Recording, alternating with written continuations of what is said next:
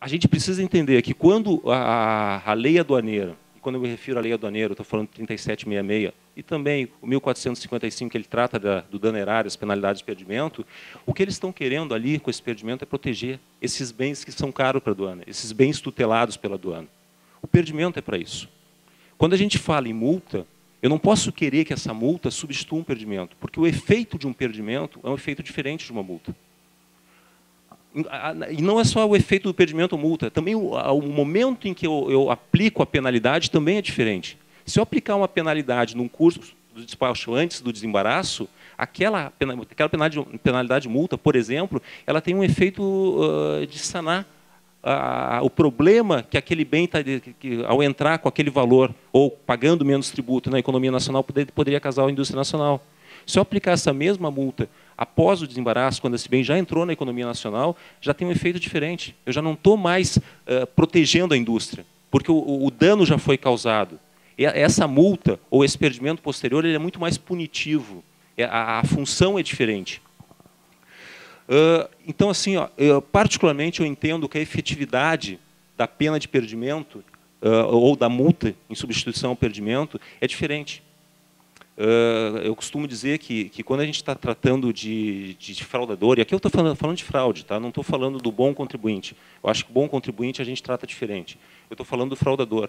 Aquele fraudador, aquele que traz a mercadoria subfaturada, que com origem falsa de mercadoria, aquele importador, ele já prevê dentro do negócio dele a perda de uma mercadoria como sendo um custo operacional.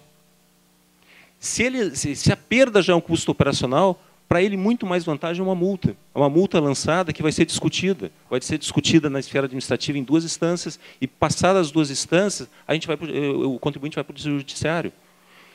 E, via das vezes, ainda mais com esse problema que a gente tem de empresas que importam por conta e ordem, ou com ocultação do real adquirente na mercadoria, via das vezes, passado muito tempo, a empresa já se desfez de todo o patrimônio e acaba sumindo sem pagar esse crédito tributário. Sem falar nos nossos refinanciamentos de dívida que ocorrem no meio do caminho.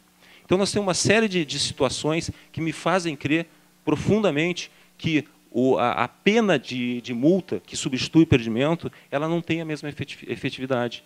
O perdimento, na verdade, a efetividade do perdimento não é nem pelo custo financeiro, que também é uma pena. Mas, basicamente, eu entendo a pena de perdimento como sendo um abalo na credibilidade daquele importador. É uma mercadoria que ele deixa de entregar, é o nome dele que todo mundo fica sabendo. Pô, aquele importador, a Receita pegou a mercadoria dele. Será que eu posso continuar comprando dele? Eu acho que esse abalo de credibilidade é uma coisa importante para a gente considerar quando verifica essa questão da pena de perdimento. Sem contar, é claro, da representação fiscal para fins penais. Bom, dentro desse cenário que nós vivíamos em 2001, que 2001 foi quando efetivamente veio o disciplinamento dessas normas de procedimentos especiais, nós tínhamos assim uma proliferação de crédito de papel muito grande. Nós lançávamos muito créditos tributários milionários e não conseguíamos cobrar de ninguém. Nós tínhamos muitas empresas inexistentes. Era uma época em que nós íamos fiscalizar a empresa, quando encontrávamos era um casebre no meio de vila. E aí fazia o quê? Lançava um crédito tributário para dizer que lançou, mas era um crédito absolutamente incobrável. E foi disciplinado, então, inicialmente na MP 2113, e depois ela foi incorporada na 2158, que é onde está vigente até hoje, o artigo 68, que diz o seguinte: quando houver indício de infração punível com a pena de perdimento, a mercadoria importada será retida pela Secretaria da Receita Federal até que seja concluído o correspondente procedimento de fiscalização. O que diz esse artigo da MP 2158 é o seguinte: aquela mercadoria, indício de infração punível com a pena de perdimento, essa causa um dano para a economia. Essa eu retenho. Essa eu não libero. E, efetivamente, no parágrafo, a lei, ou a MP, ela previu a possibilidade de liberação dessa mercadoria mediante garantia. O que acabou não sendo disciplinado para a Receita.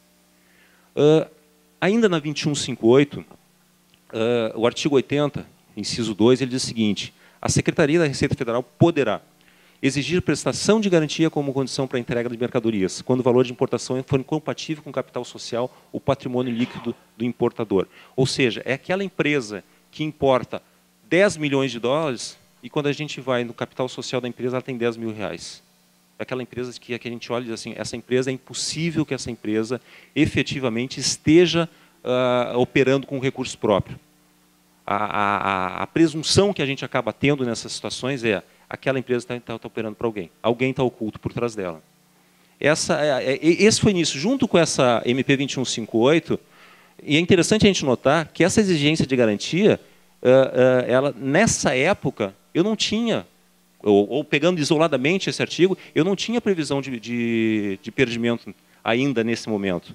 Essa previsão de perdimento ela veio junto com essa, desculpa, ela veio, a previsão de perdimento ela veio no ano seguinte, na Lei 10.637, quando foi criado uma hipótese nova de dano erário, dizendo, considera-se dano erário a mercadoria estrangeira ou nacional, na importação, na exportação, na hipótese de ocultação do sujeito passivo, do real vendedor, do real comprador ou do responsável pela operação, mediante fraude ou simulação, inclusive a interposição fraudulenta de terceiros. Essa lei ela veio junto com um conjunto normativo que criou aquilo que a gente conheceu como Projeto de Interposição Fraudulenta. A ideia era combater as empresas interpostas, as empresas fantasmas, as empresas laranjas.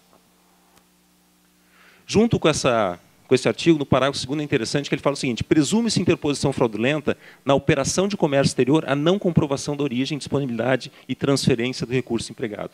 Ou seja, aquela empresa que eu vou fiscalizar, entro na contabilidade dela e vejo que ela não tem condições de operar, eu presumo, num primeiro momento, que ela está ocultando alguém.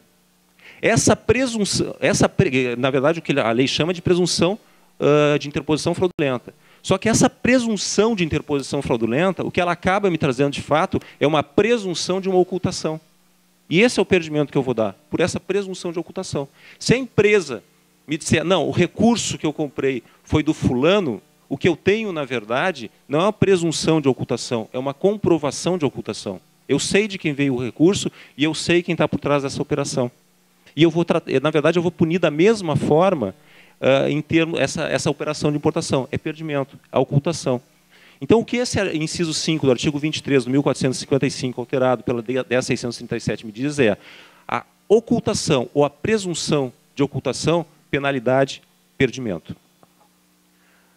Bom, é importante também a gente entender, porque junto com essas normas que disciplinaram a importação por conta e ordem, veio uma série de conjunto normativo, uma série de responsabilidades tributárias. Isso veio, na verdade, na 2158, ela já trouxe a responsabilidade, depois foi disciplinado no ano seguinte. É preciso entender hoje que a gente tem 3 modalidades de importação. A gente tem importação por conta própria, importação por conta e ordem e importação por encomenda. A importação por conta própria é tranquilo. É aquela importação em que o importador vai lá fora, o importador compra uma mercadoria e a mercadoria vem para aquele importador. É um negócio clássico. O importador se confunde com o comprador, o exportador se confunde com o vendedor. A importação por conta e ordem é um pouco diferente. E a importação por conta e ordem pode ser legal. A IN 225, de 2002, ela disciplinou a importação por conta e ordem. O que não pode é essa ocultação. É ser uma importação por conta e ordem e não ser declarado dessa forma. Porque se não for declarado, o que se entende é não declarou porque provavelmente está de alguma forma cometendo uma fraude. A importação por conta e ordem, a característica dela é que o importador não se confunde com o comprador. Comprador é aquele que compra a mercadoria lá fora do vendedor. Só que a mercadoria não vem para ele. A mercadoria vem para um terceiro contratado desse adquirente. Quando a lei fala em importação por conta e ordem, e aí a IN 225 ela define essa importação por conta e ordem como sendo o importador que promove em seu nome despacho aduaneiro de importação de mercadoria adquirida por outro, o que eu estou dizendo é o seguinte: esse adquiriu lá fora, não é o adquirente aqui dentro. Esse adquiriu lá fora e outro registrou em nome dele. Isso é uma importação por conta e ordem, quando alguém adquire lá fora e pede para outro registrar essa mercadoria em seu nome. Note que aqui não existe compra e venda. A compra e venda existe aqui. Note que aqui não existe compra e venda. Aqui existe uma prestação de serviço. É isso que caracteriza uma importação por conta e ordem. É uma coisa interessante também, porque a lei diz que presume a importação por conta e ordem a importação realizada com recurso de terceiro. Por que a lei quer dizer com isso? A lei quer dizer que se esse importador fez uma importação com recurso desse adquirente, eu vou presumir que é dele. Agora, se o fato comprovar que o recurso foi dele, mas a compra foi feita por esse aqui, a gente afasta essa presunção. Porque não se trata de uma importação por conta e ordem, se trata de uma importação por conta própria. É preciso entender que a presunção de antecipação de recurso, ou a presunção de utilização de recurso de terceiro, é uma presunção relativa. Ou seja, admite prova em contrário. Por fim, a gente tem a importação por encomenda. Eu não sei para onde que eu tenho que ir. Aqui. A importação por encomenda, que aí o que existe, na verdade, são duas compra e venda. Esse importador compra lá fora por encomenda desse, e esse importador vende aqui dentro para esse encomendante. Aqui não existe uma relação de serviço. O que existe é uma relação de compra e venda. A característica da importação por encomenda é essa.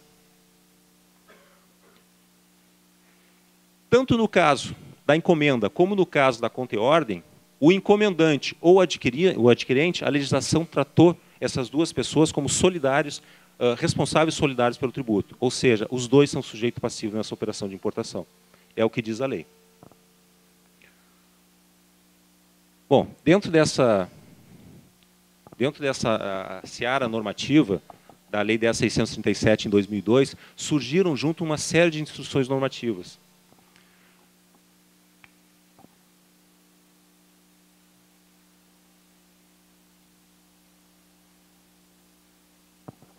Surgiram uma série de instruções normativas que regulamentaram esses dois procedimentos especiais diferentes. E, inclusive, são procedimentos especiais, os dois são procedimentos especiais, um deles chamado de procedimento especial de controle aduaneiro e outro chamado de procedimento especial de fiscalização. Os nomes são um pouquinho diferentes. A base legal do primeiro dele, que hoje é a IN 1169, é o artigo 68 da MP 2158. É aquele que permite à Receita Federal reter a mercadoria com fundados indícios de infração punível com a pena de perdimento. Na verdade, o primeiro disciplinamento dessa matéria foi na IN 52. Só que essa IN 52, e essa foi a precursora, ela surgiu em 2001, logo depois da publicação da MP, aliás, da primeira MP, aquela que a 2113, e essa IN 52 diz o seguinte: eu vou reter essa mercadoria com fundados indícios de infração punível com a pena de perdimento, não interessa onde estiver essa mercadoria, zona primária, zona secundária, já desembaraçada antes do desembaraço. Ou seja, aquela mercadoria que a penalidade é perdimento, eu vou acautelar essa pena retendo essa mercadoria. Depois passamos para a IN 206, é interessante, quando a IN 206 foi publicada, ela não revogou a 52 na sua integralidade, porque a IN 206 era uma IN de despacho. E ela só disciplinou o procedimento especial, aquele que ocorria antes do desembaraço aduaneiro. A 52 ficou vigente ainda até agora, a 1169, pelo fato de que era quem previa a retenção dessa mercadoria também em zona secundária. A IN 1169, agora publicada em 2011, ela veio para disciplinar essa retenção de novo em qualquer momento, antes, durante ou depois do desembaraço aduaneiro, do despacho aduaneiro.